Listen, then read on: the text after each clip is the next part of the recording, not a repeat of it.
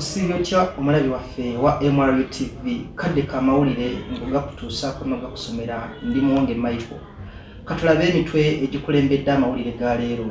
Tukuleetedde emirimu gy'abassentebwe ku kyalo Lugala. Abawangalira ku kyalo Lugala balina ebbula ly'amazzi wamu n'ebyobuyonjo ku luzzi bwe basena amazzi.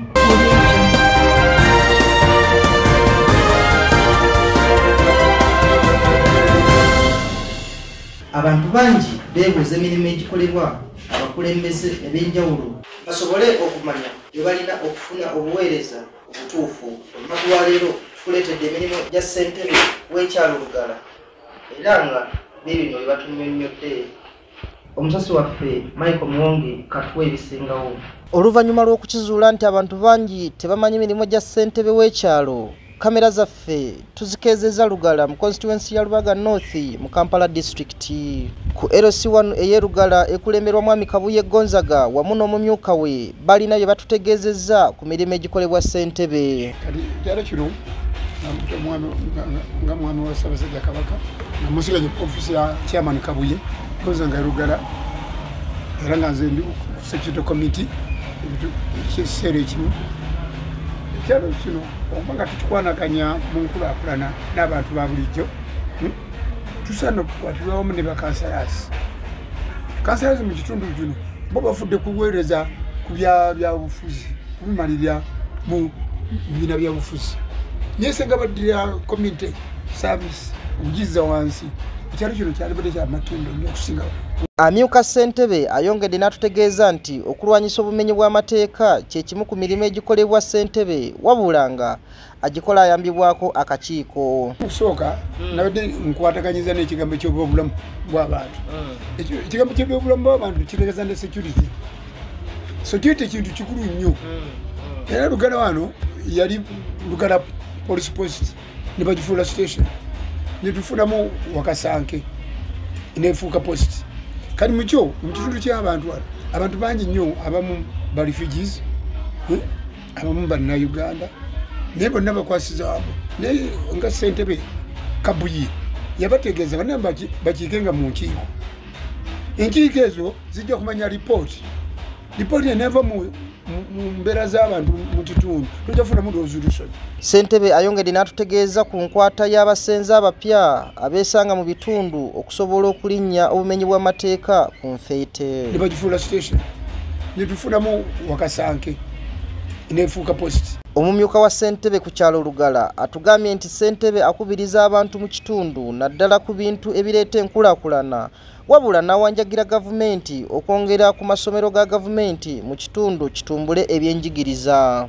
Olw'ensonga eriwo tukubira gavumenti omulanga nti ekitundu kino tekirina mu ddwaliro ly'amaanyi ng'omuluka gwerubya. Ekitundu kino tekiri mu masomero ga gavumenti okuva ku primary ne secondary.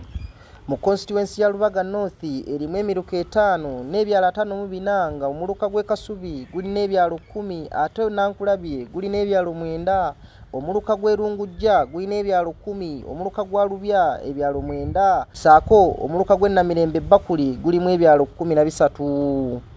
Constituency eno esangibwamu ebifo eby'enkizo omuli Bulange Emmengo, embuga enkulu ey'Obwakabaka, amasiro g'Abassekabaka ag'e Kasubi wamu n'ebifo ebirala eby'enkizo gamba nga Lutikko Namirembe, eddwaliro Emmengo wamu n'ekifo ky'aba Orthodox.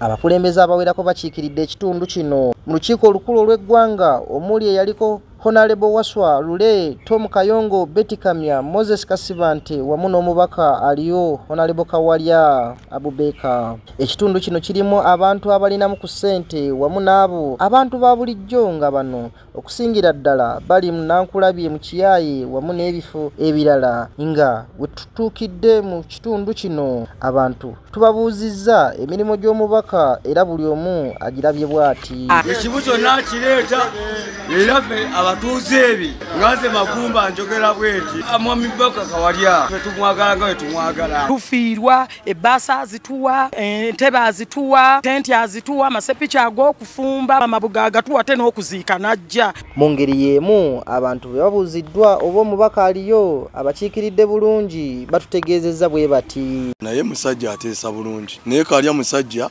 talina nnyo bigambo bingi amanyi kimu kukola ayogera otufuga lwansonga talina buzibu nansi twetera ambyulensi tufiiriddwa tulina ebizibu najja wamuwulira nga gugulana ne minisita omu nga bakayana ng'agamba nti ssente z'enguudo ze bawa Kampala tezimala era enguudo ezisinga mu Lubaga zikoleddwa n'emyala gyonna. Omubaka w'ekitundu kino Abubeka Kawalya agamba asanze okusomooza okuwerako naye nga waliwo ebirabikako ebituukiddwako mu bukulembeze bwe era ebigasizza abawerako mu kitundu kye. Lawo kituuka mu appropriations okulaba nti essente z'okukola enguudo mu Kampala zituweebwa. Esinga nasirika n'entuula mu Parliament baba batematema enguudo mu Lubaga North ze tulaba twali badde tetuzirina. Aba balina talanta ne tuba nga tusobola okuba nga tubayambako era nkoledde nnyo n'amasomero mangi nnyo ag'enjawulo kuba nti tukolera wamu okulaba nga tuyamba amasomero ago. Ezezaako nnyo okuba nga mpeereza abantu bange nga sibasosodde oba baddiini ki. Agamba mu kukozesa ekifo kino ng'omubaka wa Parliament wa Lubaga North ensonga z'Obwakabaka abadde azisosowazza wamu no ziteeka ku mwanjo. Bwe babanja muzisasule era mu budgets ez'enjawulo tuzze tulaba nga waliwo okutematema tusobola kukulembera kitundu obulange ku butudde gwe nolowooza nti ngenda kugenda mu Parliament nga Obwakabaka Buganda sibutadde ku mwanjo. Mu kalulu ka 2026 bangi beesimbyewo okusobola okuvuganya omubaka Abubeka Kawalya. Mbadde Muwonge Michael okusakira eggulire. Mutesa the First Royal University informs all students, parents and guardians that registration of students for a new academic year is ongoing at her headquarters in Chirumba Masaka and Kakeka Mengo campus. The university has got progress at both diploma and degree levels in the field of ICT, business, education, social culture and development studies, mass communication, civil and electrical engineering. All programs at Mutesa the First Royal University are accredited by the National Council for Higher Education and taught by highly qualified academic staff at affordable fees. Therefore, students who completed Senior 6 are requested to come at our campuses at Chirumba Masaka or Kakeka Mengo to apply. Remember to come with the following: birth certificate or an A-level certificate, a registration fee of 42,500, 2 passport photos plus IDs of the previous school. For more information, contact us on the numbers below. Oluzzi lufuuse ekizibu ng'amazzi abatuuze b'ekyalo Lugala tebakyagafuna. Mu mbeera y'ebyobulamu naddala ku nsonga ekwata ku mazzi, abawangalira ku kyalo Lugala balina ebbula ly'amazzi wamu n'ebyobuyonjo ku luzzi bwe basena amazzi. Omusasi waffe Michael Muwonge katuwa ebisingawo ku bino. Ku kyalo Lugala abaayo beekokola ebbula ly'amazzi kyokka nga kino kituukawo olw'omuwendo gw'abantu omungi abasena ku luzzi luno, olwo amazzi ne gafuuka otuzzi. Okusinziira ku muzeeyi Zirabamuzaale Joseph atayagadde kulabikira ku kamera zaffe, atutegeezezza nti oluzzi luno olunaku lusobola osenwako abantu abasukka 300. Bw'otuuka ku luzzi luno abantu bangi kumpi buli ddakiika eyitawo waliwo abajja okunona amazzi, ekintu ekinnyonnyola ebbula ly'amazzi mu kitundu kyokka nga n'amazzi matono agaliwo tegasobola kumala muwendo gw'abantu ababeera mu kitundu kino. Mu kifo ekisangibwamu oluzzi luno bw'otuukawo obucaafu bwe bukwaniriza kyokka nga n'omuddumu gye guggweera abantu boolezaayo pikipiki wamu n'obucaafu obw'engeri endala obuliraanye oluzzi luno.